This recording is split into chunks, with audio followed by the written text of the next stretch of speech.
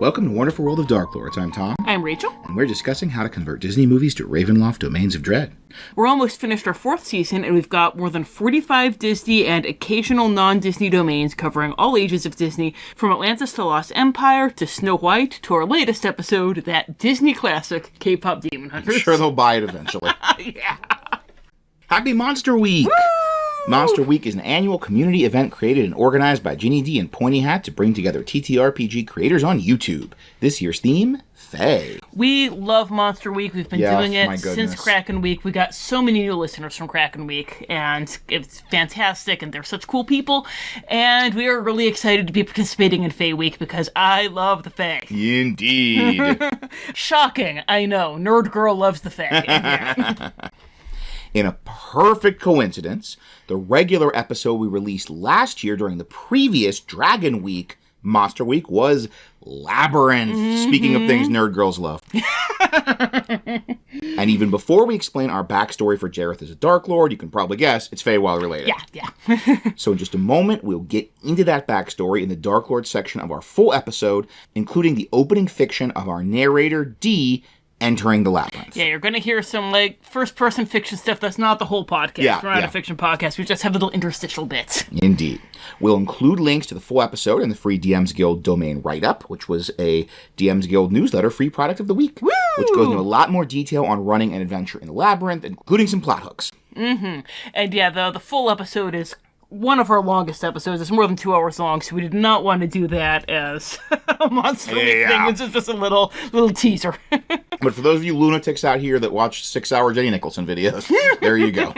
You enjoy what you're about to hear and you want to hear us talk about Labyrinth for 2 or more hours, then it's right there. Yeah. And by the way, for any of our current listeners who are listening to this, thank you. Hi. Hello. We love you guys. I know last year with Maleficent, we had some reflections on what we would do with Maleficent if we were doing that domain now, because Sleeping Beauty was one of the first domains we did. There's nothing like that for Labyrinth. So if you feel like revisiting the Labyrinth with us, we're always happy to have you, but don't come in expecting new content and being disappointed. One bit of context that we explained in the full episode that's not in our excerpt. We were planning to have that year's April non-Disney domain be Coraline. Mm-hmm. And we had a lot of good ideas about how to do Coraline. And then some things happened. Like when we were about to sit down and outline it, the big article dropped. Yeah. And I'm real glad it didn't drop later. Yeah, but before we started the script. So we switched to Labyrinth. And that's why a couple of times in the episode, we bring up Coraline, or we use some of the sort of metaphysics of Coraline to underpin the Labyrinth, because Coraline was kind of on our minds, and it influenced our thoughts about the Feywild, because, spoiler alert, our take on Coraline was going to involve the Feywild, so that also influences our conception of the Labyrinth. So, yeah, please enjoy our discussion of Jareth as Darklord in a section we like to call The Lord.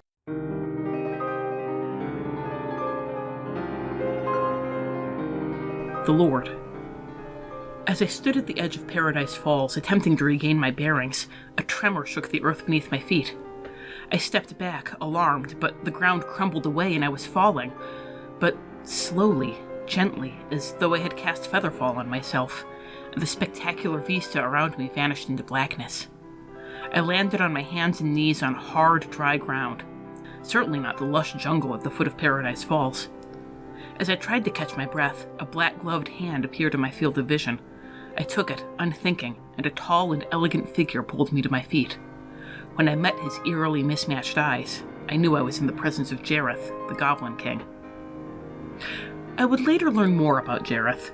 That he was less than thrilled at having inherited his throne, and chafed at the inane and tedious company of his subjects. That he believed he could bring any opponent to their knees with a stern glance, and became as ill-tempered as a child in the face of resistance. That beneath his petulance was an air of desperation, a terror of being bested that went far beyond the desire to maintain face. The goblins would fawn at Jareth's feet no matter how he fared in any given conflict. He surely had no fear of losing their approval. Somehow, although he had not met me until that moment, Jareth craved my submission, specifically, and for its own sake. But at that moment, all I knew was that I was in the presence of the legendary Goblin King, a figure whom I had always assumed to be a mere bedtime story.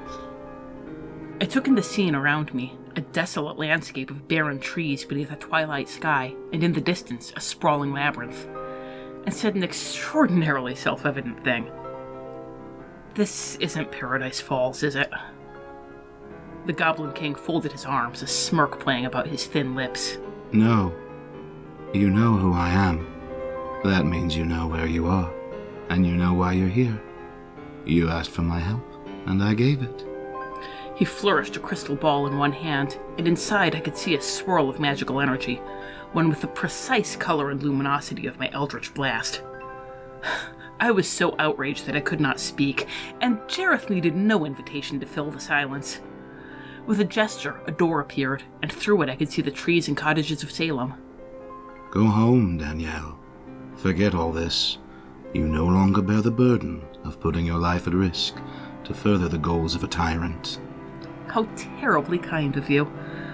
I don't suppose you'll give it back if I ask nicely, will you? That little smirk played around his lips again, and he held out the crystal. I knew he would not give it to me, yet I could not help but reach for it. Just before my fingertips could brush it, it popped like a soap bubble. What's said is said. You wished your magic away. I took it. What's that if not kindness? You want it back, it's there. He pointed to the labyrinth and the castle at its center. But beware. Do you really think you're any kind of match for me? You'll be alone in this, Danielle. Aslan can't help you here. That cruel knife twist of his mouth again, as a clock appeared beside him. There's only one king in the labyrinth.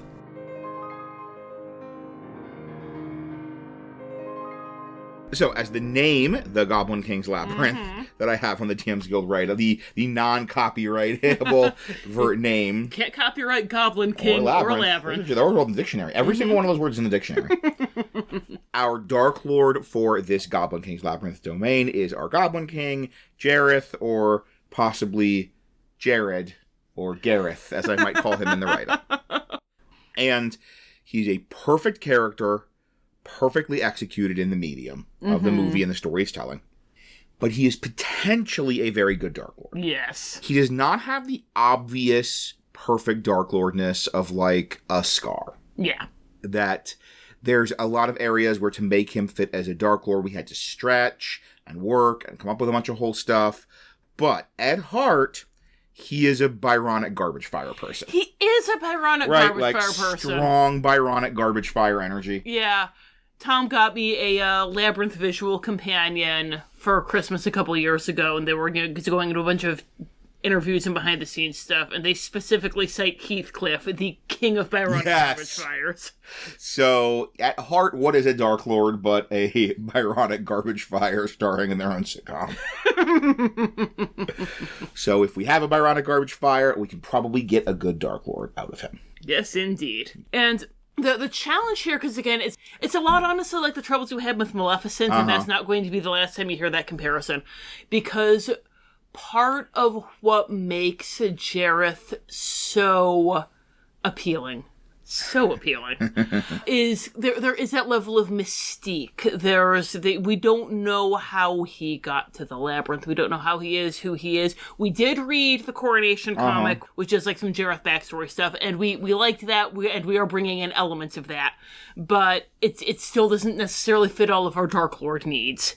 And also there's, with Jareth, it exists so perfectly, Labyrinth does, as being, is it real or is it all in Sarah's head? It's both. It's all in Sarah's head, but that doesn't mean it's not real. Right. And we have to, in order to make Jareth a fully fledged character and give him an independent psychology, but also kind of being part of Sarah's imagination, we have to pop that soap bubble a little bit. It'll float down in your hand and pop as the clock strikes 13. And that's just what we gotta do. Like, a Darklord can't be potentially just a projection of another person. A Darklord has to have their own backstory and their own psychology. Yeah. But if you clicked on this, you know who Jareth is. I'll dollars to donuts. But maybe you are just a 35 plus nerd and you just want to hear people talk about how great Labyrinth is, which I hope you're enjoying so far. Gosh, We've been yes. trying to be there for you. But you don't know what a Darklord is and why we need to make Jareth a independent person to make him a good Darklord. Rachel, what is a Dark? Well, a Darklord is an evil being who commits some kind of act of ultimate darkness that causes the dark powers to say, why, hello, new friend, we want to play with you forever. And so they pluck that evil being up, and they place them in a domain, which is a hell that is tailor-made just for them. There are some really great Darklords. There are some not-so-great Darklords, some of whom are even Darklords of Labyrinths. Ooh. So we are going to get into the 4 qualities that separate the Strahd von Zaroviches from the Medusa wandering around in a labyrinth who did nothing wrong from 2nd edition. And we're going to go through and describe how those 4 qualities apply to Strahd von Zarovich, the Darklord.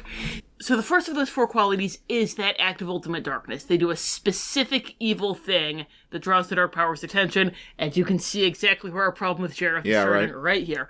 And in Strahd's case, it was killing his brother because he wanted to get with his brother's fiancée. Our second element is what they call in Van Derten's Guide to Ravenloft the Torment. Because we're a Disney podcast, we call it They Got What They Wanted, They Lost What They Had. In Strahd's case, it's congratulations. Your brother's out of the picture. You have eternal youth, so you're not too old for Titania, but you're too Strahd for Titania, and you always will be. Our third element is an element of tragedy or relatability. They're not just evil for the sake of being evil. There's something about them that makes us wince in sympathy, and in Strahd's case, it's that unrequited love is just the worst. And then the fourth element is that the domain reflects the Darklord and their curse in some way. Strahd is the Darklord of spooky gothic vampire land. He's not the Darklord of a labyrinth. And Barovia is a boring mud slump to kind of reflect that loneliness. He isn't with Titania, and he couldn't find another Titania even if he wanted to, because Barovia is full of very, very boring people who would bore him to tears. So, right away, challenge number 1. That, as we said, part of the genius of Jareth is it's the perfect soap bubble, the perfect, uncertainty cat in a box of... Is Schrodinger's this, Goblin King. Schrodinger's Goblin King. Is this an autonomous, independent person, or is this just a projection of Sarah's psyche? And we have to come down on autonomous, independent person. Yeah. That's the way this system works. Unless Sarah were the Darklord, projecting Jareth as kind of her shadow self. Which is interesting, but a little high concept. Yeah, not what we're doing. So, in order to present him as a Darklord, we need to, as Rachel mentioned, give him a backstory. And we're both kind of very reluctant to do that because, as Rachel mentioned, Maleficent, part of what makes Maleficent amazing is the lack of backstory, is the mysteriousness. So we really don't want to hurt Jareth's mystique. We don't want to add a ton of backstory, but we kind of have to. Yeah. We're doing something unusual with this first criteria, the act of ultimate darkness. This is usually where we do the backstory. But this is such a, tiptoeing through the minefield. And, yes. What we decide to do for Jareth's backstory and his act of ultimate darkness that brings him into Ravenloft and the Labyrinth into Ravenloft is going to influence every other aspect of this. Yes. And even the very metaphysical idea are going to be all about this. So normally we just kind of jump into the character's backstory that we came up with here, but we are actually going to sort of talk through our thought process. And we're also doing that because, again, Jareth, he is striking such a balance. He's such a Rorschach blot. That we're looking at this Rorschach blot, we're saying, okay, what shape are we seeing? And we don't want to come in and say, it's a giraffe. And then describe the giraffe to you when you're looking at it going, what the heck are you talking about? This isn't a giraffe, it's a rabbit. So we're going to kind of talk through the process of how we arrived at Jareth is a giraffe. Which is not a sentence I expected to say when we started this recording session, but okay. So we have to start with the Labyrinth because they're so interrelated. We kind of can't do, here's all our stuff with Jareth, here's all stuff with the Labyrinth, but they are intertwined in a really profound way. Yeah. So to sort of talk about our backstory for Jareth, we need to talk about our idea of what the Labyrinth is.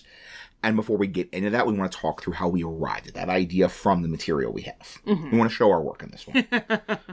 So we started with the Labyrinth as Sarah's mindscape.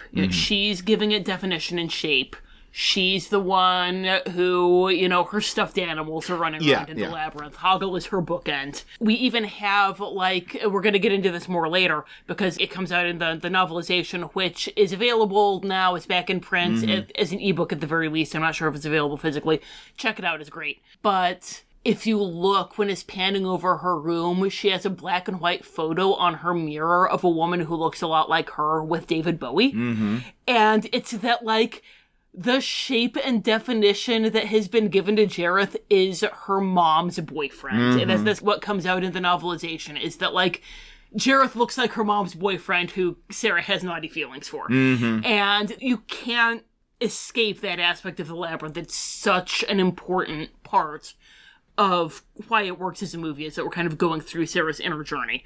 But to be a usable NPC, again, he can't just be a figment of her imagination.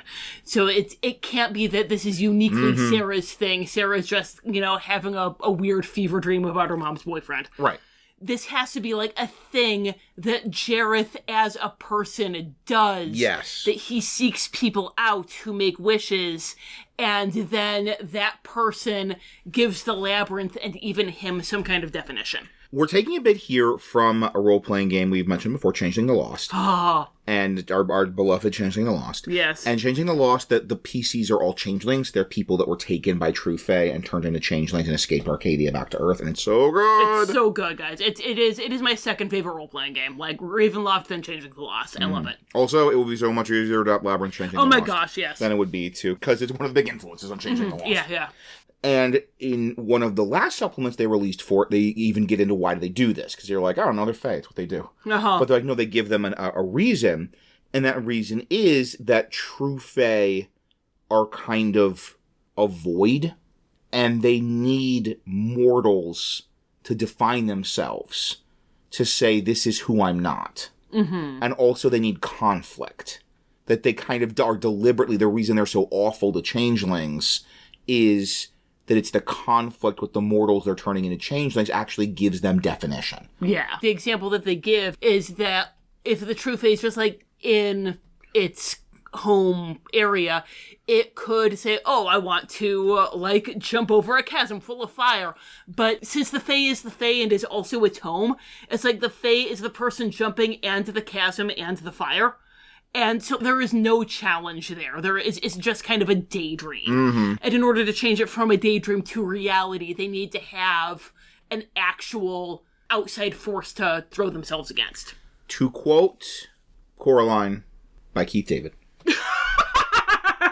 Who we mentioned bringing that really, because we were all in the headspace. So that did that. We had those glasses on when we were looking at this as a domain. There's a bit where Keith David says, talking about why the other mother take Coraline, and she wants something to love, something that isn't her, or maybe she just wants something to eat. Yeah, that's such a true failure. Yes.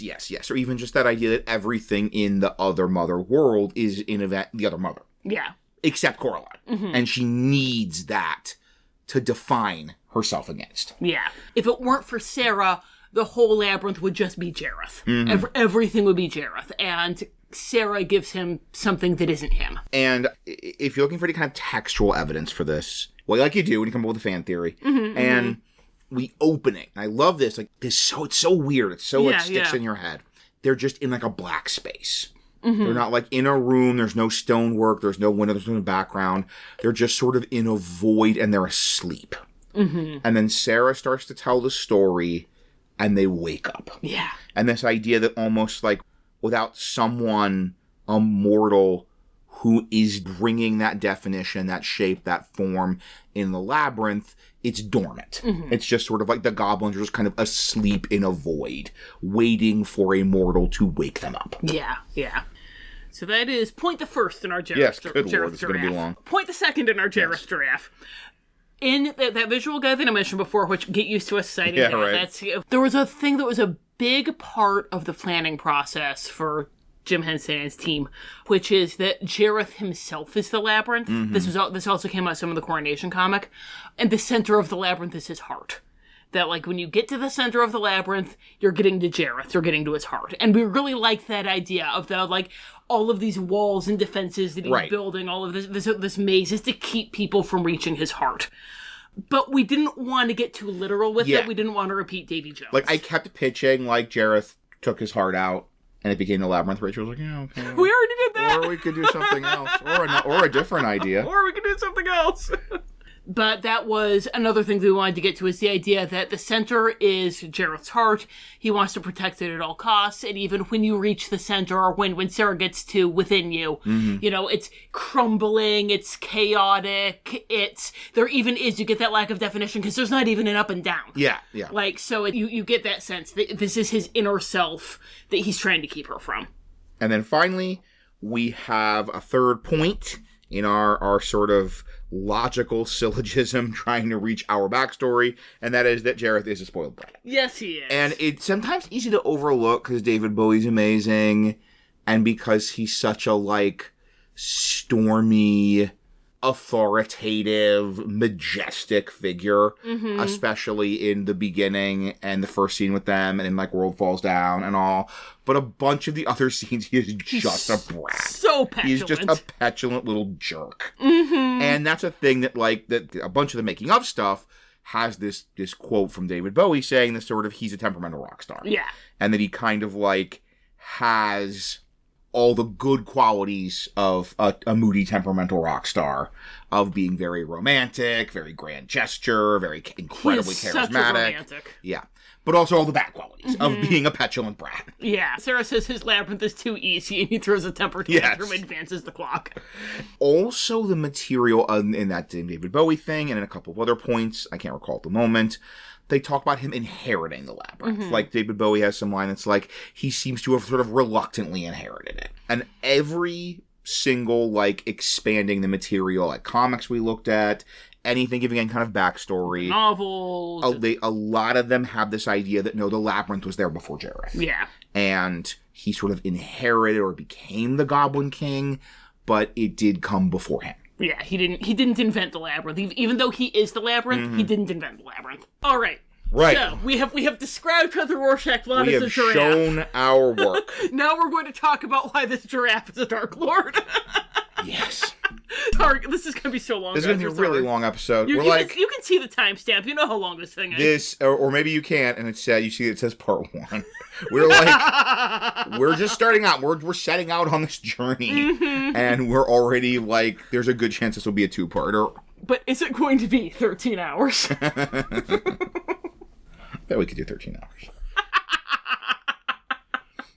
So, in our backstory, Jareth was a prince. He didn't want the responsibilities of being a prince. He didn't want the burdens of kingship. He felt very hemmed in by that. He had some friend or companion, someone, maybe like someone raising him, like a maid, maybe like a friend, or maybe a mother. Like a mother, right? Maybe someone who it's like his sweetheart, and especially like a sweetheart who he couldn't be with because she was lowborn or whatever. But for this companion, he loved them in whatever form of love. They loved him. And the companion told him stories about the wild, carefree goblins. And he bemoaned his responsibilities and limitations and rules and wanted to be like the goblins. And she said she wished the goblins would take him and make him their king and he could be anything. And that happened. This was a key. We kept coming up with backstories of Jareth as a Sarah, of Jareth as someone who went into the labyrinth to go after someone and then ended up as the Goblin King. And they were never quite clicking. Yeah. And then with stories where we had him as a Toby, it was kind of but if he's a Toby, then somebody else did the thing wishing him away. Right. So that doesn't work. But So we are imagining he was the Toby, he was taken by the goblins, but they did say he could be their king and rule them and not have anyone ever tell him what to do and have freedom. And because goblins are magic, he could be anything he wanted. And so his Sarah went into the challenge of the labyrinth, got to the Goblin City, but he wanted to stay. And he knew that by doing this, he was trapping her in the labyrinth. Yeah, she reached the center. She said, "I come to take you home," and he said, "No." Her soul became the foundation of his labyrinth, and it became the foundation that sort of his labyrinth is built on. And he chose to have this person be trapped there forever, in some form, for his freedom, and that was his act of ultimate darkness. Yeah. All of that for the Act of Ultimate Darkness. So, let's see if we can move through these others a little quicker. I would hope so. So our second point is our torment. He got what he wanted, he lost what he had. And this is, I think this is one of those things where, like, you watch it when you're a kid and you're like, oh boy, dancing Muppets, this is fun. What a fun story. Dance, Magic Dance, and the Great Goblins. But then you watch it as an adult and you get what a, like, sad person Jareth is. Like, and he's so bored. Yes, you just, the boredom, and even then the ending, it's not just like, oh, now she's confronting him and she's going to beat the Goblin King. You're like, this interaction feels so fraught with, like, sorrow. Yes. And loneliness. Like, he knows he's going to lose her, and he's desperate to not lose her, but he knows it's going to happen. So, our torment, he got what he wanted. He has total freedom. Mm-hmm. Like, nothing. He has no limitations. He has no rules. But that's being undefined. Yeah. That's the thing. He has no self. Because without limitations, without some kind of definition, you're just an amorphous blob. Yeah. He can be anything. That means he's everything. Mm-hmm. His identity is so fluid that even his identity doesn't limit him. Like, he can be anything that he wants, but that means that, again, there's no core that he's building himself around other than whatever the Sarah defines him as, and also his spoiled petulance. That a key thing was that confrontation at the ending within you. And the line, I'm exhausted from living up to your expectations. That whole scene of, you were frightened, I was terrifying. Like, this idea that so much of what we've seen about Jareth isn't coming from him, it's coming from Sarah. That she's got this idea of the Goblin King, and he's just being that idea. Yeah, and what if he's not just victim blaming her there? What if he actually needs it? Yeah. And so that is part of this tragedy, that he has freedom, but that freedom is a total lack of definition. Mm-hmm. And that whole idea of freedom, his desire for freedom, also extends to relationships. That he is bored. And this is a core paradox of his whole search for Sarah's, that having a Sarah gives him something to do, gives him something interesting, because this person isn't a subject. Mm-hmm. Because this person isn't a goblin. She's not him. She's not him. She's pushing back against him, and it's in that pushing back, he has something interesting. And he wants to make her one. Like, he wants to beat her and make her a goblin, and have sort of control over her, and then she won't be interesting anymore. Yeah, because then he wins, then he has control, then no one's telling him what to do. And then no one's telling him what to do, so he has nothing to do, and he doesn't have the interesting person anymore. She's just a goblin or trapped in a bubble dancing or whatever. That, like, to bring the other mother from Coraline, the whole, she gets a kid, and she gets them to get the buttons and to be part of her world, but then they're sort of drained of the sustenance that she's getting from them. Like, it's the them not being button people that is the most enriching for her. And, like, to put it, there's a lot going on, but I think to put it in the simplest way possible, he wants love, but he also wants control. Yeah. And that is that fundamental paradox that he has potential for love, but he will always, always, always fail. He will either, the person will defeat him, or the person will be turned into a goblin, and he will lose that potential for love, because he cannot let go of that desire for control. Yeah. That he can't say, yay, we both win. Never mind. So our third element of a good Darklord, element of tragedy and relatability. It's why we picked the Ravenloft Domain over Domain of Delight, because, Labyrinth, it has a lot of Domain of Delight elements to it. It is very Feywild. I'm sure it was one of the big inspirations they had for the Feywild. But ultimately, there's the core tragedy of Jareth, that he is such a sad, lonely man. When we were coming up with what we wanted to do with Jareth, like figuring out what we wanted our backstory to be, we were thinking about this whole idea that he is kind of amorphous because he wants to be all the things, and this, spoiled child thing. And I kept coming back to Peter Pan. Yeah. That this is really kind of like an adult version of Peter Pan. That he's been the kid who needs to grow up and doesn't want to, and now that's curdled into an adult. Mm-hmm. And kind of the allure and horror of Peter Pan as an adult, that you have that charming, carefree, like rakish Peter Pan goodness. But no, boys are supposed to grow up. All boys except one grow up. And even the ending was really making me think of Peter Pan. The very ending of the movie was a big moment of Peter Pan resonance with us. Mm-hmm. That we mentioned in our on our Peter Pan episode, that in the book, there's the bit where the Darling family is reuniting and everyone is happy and laughing, and Peter is just watching from outside the window and he can never be a part of it. Which is the ending of Labyrinth. Clear parallels to the ending of Labyrinth, yeah. And just like everyone, even the goblins, they're there with Sarah, they're laughing, they're partying, they're hugging each other, and Jareth won't go inside because he refuses to be with her on her terms. It has to be on his terms. He has to win. And therefore, he'll never be able to be in there with her. And you have to dig a little under the surface because he is such a figure of grandeur and such a figure of romance and such a figure of just a sweeping Byronic trash fire. Yeah. But there's such a core tragedy and relatability in that final image of him sitting outside watching them through the window and then flying away. Like, then you completely get that this is a self-imposed loneliness. And he could be a part of this. And that just core dilemma of you want to be on the inside, you want to be with the other people on your terms, but not on their terms. Yes. That's so tragic and so relatable. And that gives us tragedy and relatability. Yes, indeed. And then finally we have that long hike to get through this part. Domain reflecting the Darklord's personality and curse. This is one of the easiest we've ever done. Yes. Because we mentioned the whole point of the labyrinth is it is sort of his inner world. Yeah, Jareth is the labyrinth. Jareth is the labyrinth.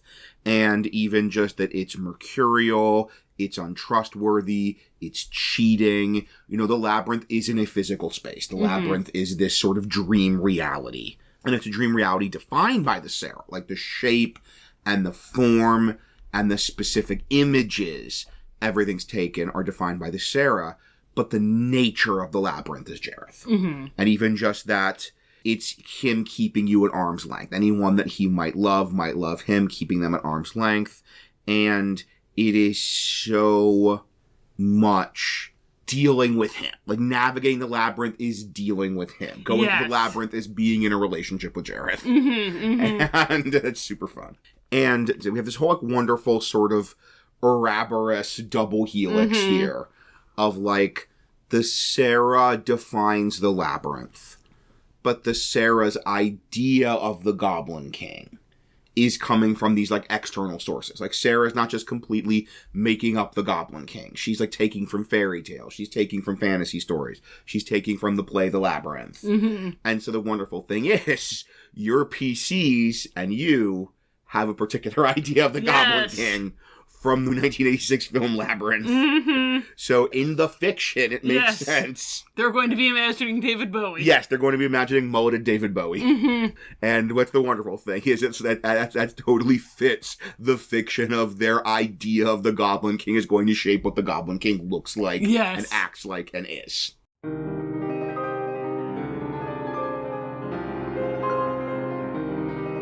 So that was the initial part of our Darklord section, the very involved, much longer than an average episode, discussion of why we think Jareth has those 4 qualities of a good Darklord, or how we can give him those 4 qualities of a good Darklord if he doesn't have them in the movie.